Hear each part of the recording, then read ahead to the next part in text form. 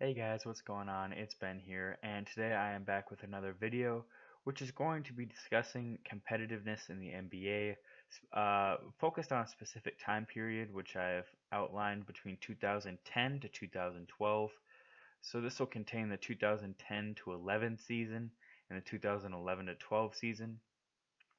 The reason I'm making this video is because there's always a lot of talk around NBA circles the past couple of years about how there's not much competition, there's no parity in the league. Uh, there's these like two super teams and they just control everything and nobody else ever has a chance.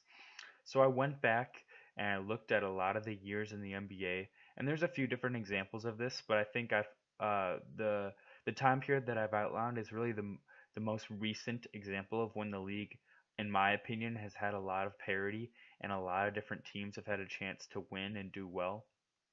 And so that being said, that is the 2010 to 11 season and the 2011 to 12 season. I'll give you guys a little bit of context just to know what was going on right before these seasons started. So in the 2010 off season, it's a pretty famous one. LeBron and Chris Bosh went to Miami to join Dwayne Wade. Uh, Other notable moves is Carlos Boozer went to Chicago. Um, the Celtics re-signed Pierce and Ray Allen and signed Shaquille O'Neal. The Hawks re-signed Joe Johnson. Amari Stoudemire went from the Suns to the Knicks. So that's basically the big moves that went down. And so when you look at how what the standings finished at in the Eastern Conference, it was Bulls in first, then Miami, Boston, Orlando at fourth, Atlanta at fifth, the Knicks, the sixth seed, then Philadelphia and Indiana rounding out the playoff teams.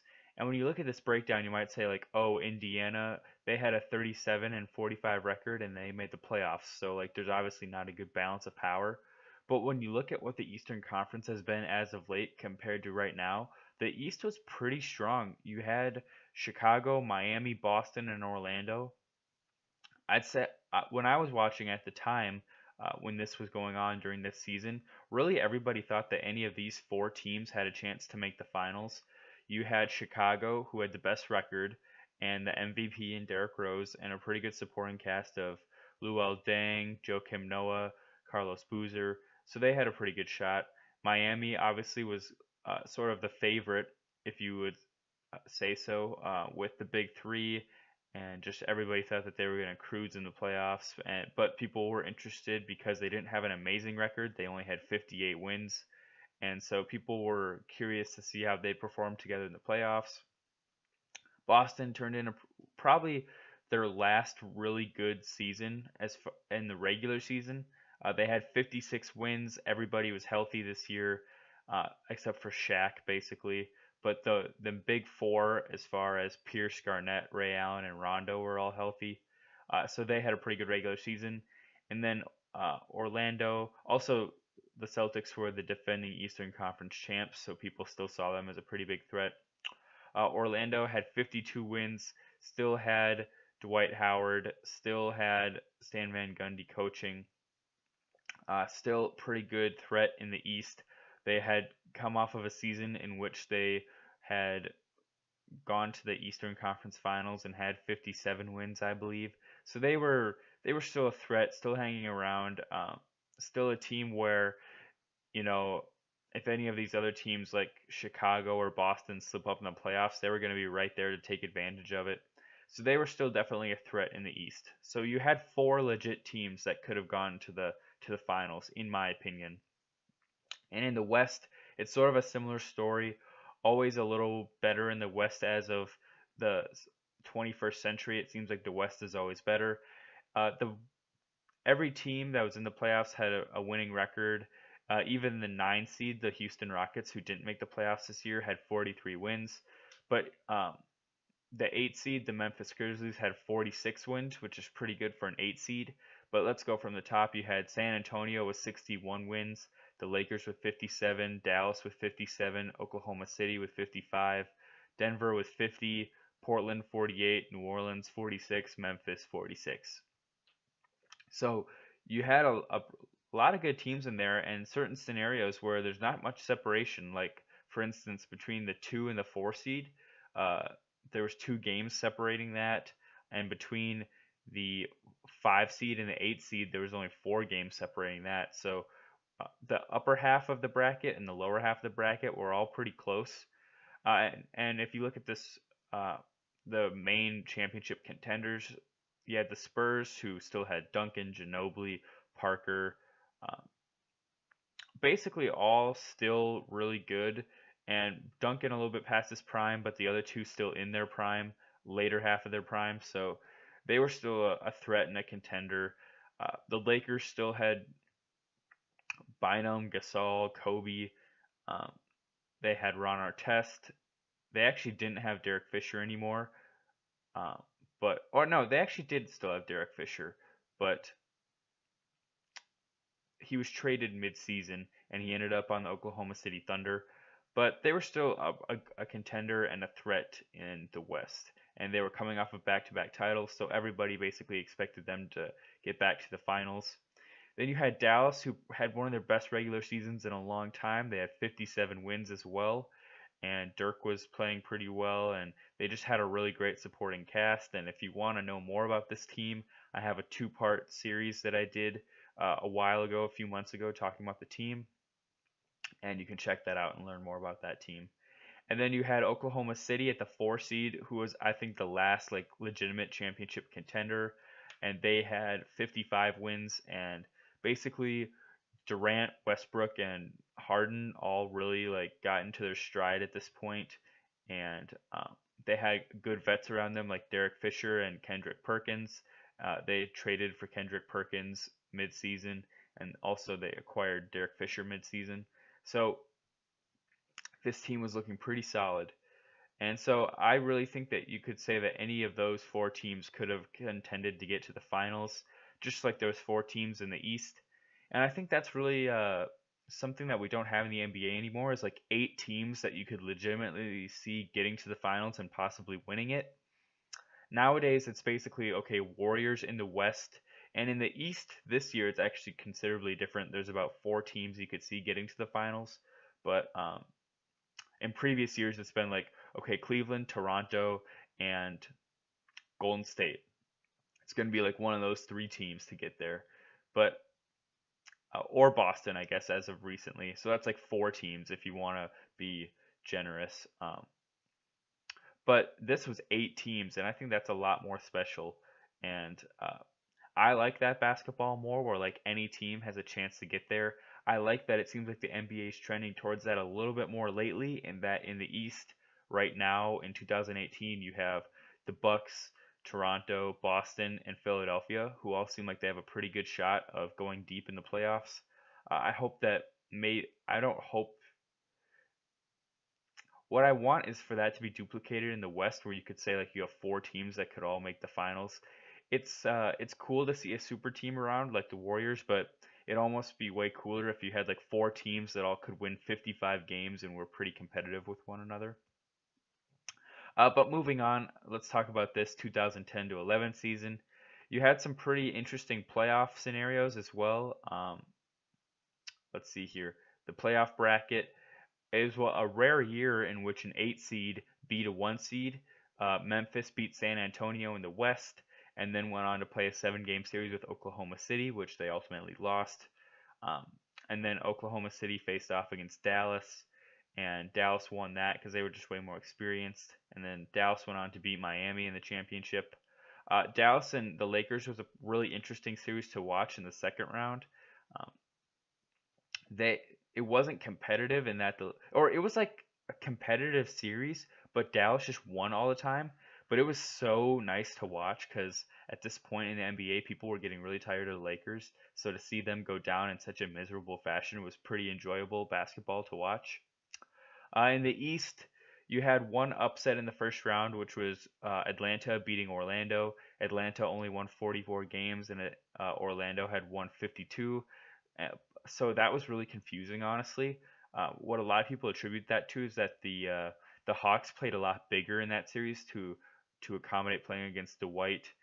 They put in Jason Collins at center and slid Al Horford to power forward, so they were playing considerably bigger than normal, and so they were able to neutralize him better. But besides that, the first round went as expected. All the higher seeds except for Orlando won. Then Chicago beat Atlanta pretty easily in the second round.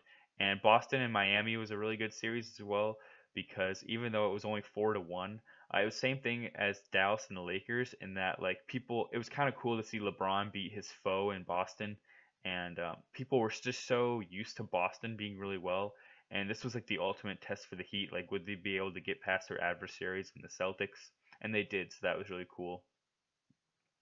And then the Eastern Conference Finals, Miami versus Chicago, again 4-1. But it was like a pretty tense series too, because there was like a lot of games that, or a few critical games that came down to the wire. And when Chicago won Game One, everyone was freaking out because they thought the Heat were gonna lose, but then they came back and LeBron guarded Rose throughout the rest of the series, so they didn't have as much trouble. And then the finals is a pretty historic finals. You had Miami losing to Dallas in a pretty big upset, and one of the most amazing individual performances by Dirk Nowitzki of all time of any player in the finals. Um, and just really interesting to watch the dynamics of both teams because you had this Dallas team that was sort of set in their ways and they knew exactly what they were. And Miami, although way more talented, they didn't really know what they were at this time. So it was interesting to see the dynamics both on court and off court of how they were dealing with struggling in the playoffs. But overall, I think there was a lot of parity in that you had a lot of different teams who had a chance to get to the finals and a lot of contenders and threats in each conference. Moving on to the next season, 2011 to 12, again, a lot of threats in each conference. This season saw the formation of the Lob City era in Los Angeles after the botched trade of Chris Paul to the Lakers. He got sent to the Clippers. They became an immediate contender. Um, really interesting to watch as everything went down. Some of the big off-season acquisitions, mainly the main one's Chris Paul to the Clippers. Not a ton of other huge ones. Um, and this was the lockout season, so it was shorter, but it was still pretty competitive. And I'll kind of show you that right here. And I've adjusted a lot of the wins to uh, what they would be if the season was 82 games instead of 66, so you can get a better sense of like how competitive these teams were. So in each conference, even in the East, every team was above 500. Philadelphia, they were the 8th seed. They had 35 wins in the season with the lockout, but adjusted to an 82 game season, that it's around 43 wins if you adjust it for what it would be in a regular season. As far as some other teams, the Bulls with a win adjusted total had about 62 wins, along with the Spurs in the West, 62 wins. I'll just run through the East really quick and then the West like I did in the previous one. So Bulls at 1 with around 62 wins, Heat at 2 with 57, then the Pacers with around 53, 54 in an adjusted season. Celtics and Hawks both had roughly 50 wins in an adjusted season, and then the Magic had around roughly like 46 wins in an adjusted season. So in this conference, really, you had the I'd say around four legit contenders again in Chicago, Miami, Indiana, Boston, the top four. Atlanta, although they were the 5 seed and had like an equal record to the Celtics, people really didn't see them as much of a threat. Indiana was sort of seen as a soft threat too, in that they were sort of like the newcomer to the party. This was sort of like their first good season in a while. Danny Granger was the leader of the team with a really young Paul George, who's still a starter and a good player, just young and not as good as he is now. But he was good and he was there. You also had Roy Hibbert and George Hill, or excuse me, yeah, they had George Hill and Darren Collison. So a pretty solid group. Um, but just again, still kind of young and starting out as far as their uh, playoff experience.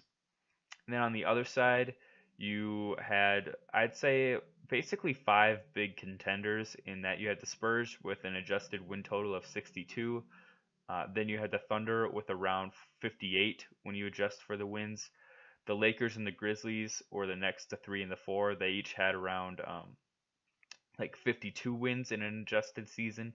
Clippers had around 50, and then next you had the Nuggets, uh, who the Nuggets, the Mavericks, and Utah, who were all like significantly worse, I'd say. Even though they're pretty close in the standings, that's more a result of the not having as many games to be as spaced out. But that was really like the 1 through the 5: Spurs, Thunder, Lakers, Grizzlies, Clippers. Those were sort of seen as like the main contenders.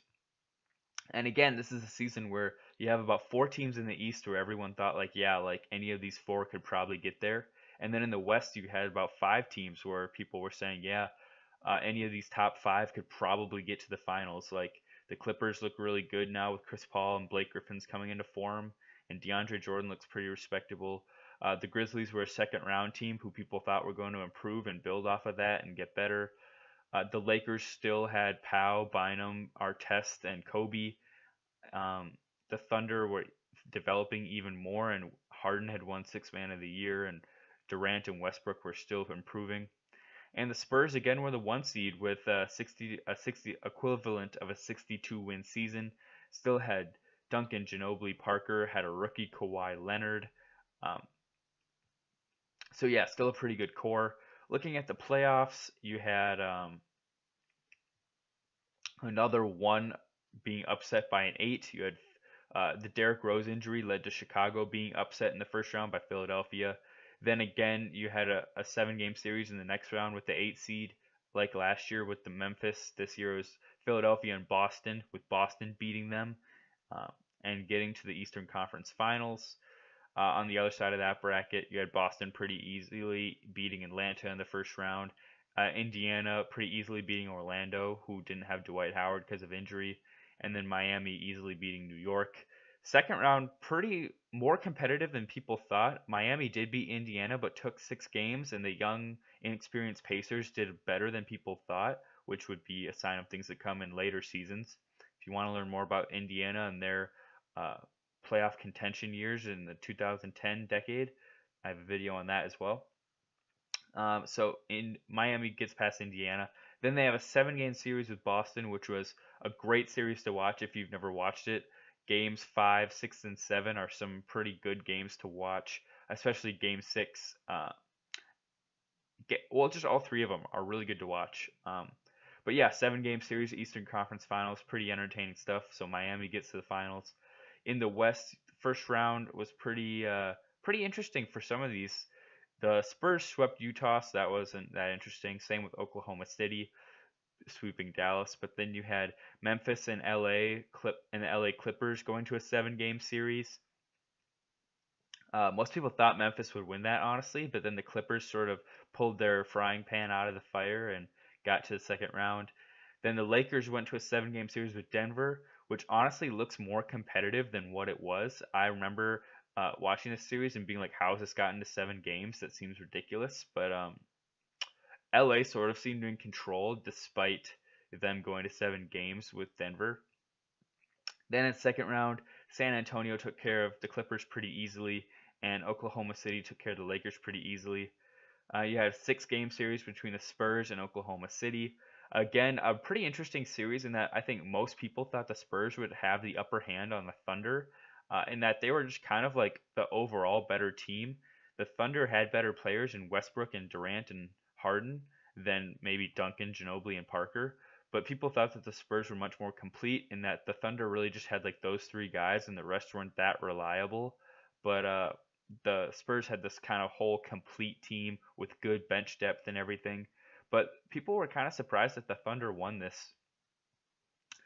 Going into the finals, people don't remember it this way between Miami and Oklahoma City, but it was actually a big upset at the time. Oklahoma City was like heavily favored to the Miami Heat. People were saying like Miami could maybe get 1 game off of them, stuff like that. Like just I remember ESPN saying the Thunder were like heavily favored. Um, and then they won game 1, and people were like, "Yep, like it's maybe going to be a 5 or 6 game series, and then Miami's going to have to break up the big three." And then Miami just went and demolished them the rest of the series and won 4 straight. And it was apparent that although the Thunder were good, they were really young, and this was like a good maturing process for them, but they weren't where they needed to be a championship team. But they uh, they had a lot of promise, and I think that's the thing about this era that I'm discussing is that it was really interesting. Both the 2010 to 11 season and the 2011 to 12 season is that you saw a lot of new contenders form, but a lot of older contenders who were good in the 2000s still lingering around. And that's what I think made it really competitive and like a sense that a lot of different teams could compete because you had these teams from the like 2008, 2007, like the Celtics core and the Lakers core who were still good, but then you also had new contenders like the Heat and Chicago and the Thunder and the Clippers. And then those teams are clashing with the teams like the Spurs and the Magic still, but they all kind of think that they have a piece to the puzzle. So it was really good competitive basketball to watch. Now, not every series I talked about in the playoffs was going to 7 games or anything, but just I think there's a lot more excitement during the regular season, which now like we don't really think about. It's just like okay, get to the playoffs, get to the playoffs. But like back then, it was a lot more interesting to watch the regular season and see all these teams like jockey for seeding positioning because that was going to be a lot more important in the playoffs and like having home court advantage meant so much more because these teams were all so much more competitive and so much more close in talent level. And people kind of look back and assume like, oh yeah, like Miami was creating the super team era at this time. Like that's when like competition ended, and it was like the total opposite of that. Because for the first 2 years, Miami, or even during this whole Miami era, but especially these first 2 years of Miami being together, they definitely did not have the NBA on lock whatsoever. They were just like another contender. And that was what was so cool. Like Chicago really had like one star, but they were consistently better than Miami in the regular season. San Antonio is consisting of like these old guys who were in their prime in 2007, but they were all still doing well 5 years later. And like just a lot of cool stuff. Like you get Kobe, who's like 34 years old, squaring off in the playoffs against 21-year-old Kevin Durant, and like you've got these guys in Memphis who are sort of outcasts, but like yet they're really good, and they're facing off against this kind of glamorous like Chris Paul Blake Griffin duo in the playoffs. That's kind of cool. Um, you have a lot of drama in Orlando with Dwight, but yet they're still like winning games and a playoff contender. And you have this stuff in Boston that's like just always interesting. Like they have so much with the Big Four going on. It's an interesting team to watch. Uh, I just really enjoyed this era of basketball. I thought it was so competitive and interesting, and uh, I think that I wanted to partially today inform people that a competitive NBA era wasn't such ancient history as people seem to talk about a lot of the time, and it's uh, it's not that far fetched that the NBA could go back to being super competitive like this today with how the East is shaping up. Um, and also, I want to dispel this myth that once the Miami Heat super team was formed, competition died in the NBA because it did not. There were still about 4 to 5 teams in each conference in each of these 2 seasons I discussed that could have potentially gotten to the finals. There was a lot of contenders. I hope that you learned something in this video, that you enjoyed it. If you have anything you want to comment on or that you agree or disagree with me about, let me know in the comments. I'd love to hear from you. Hope you guys have a good day, and I'll see you later. Bye.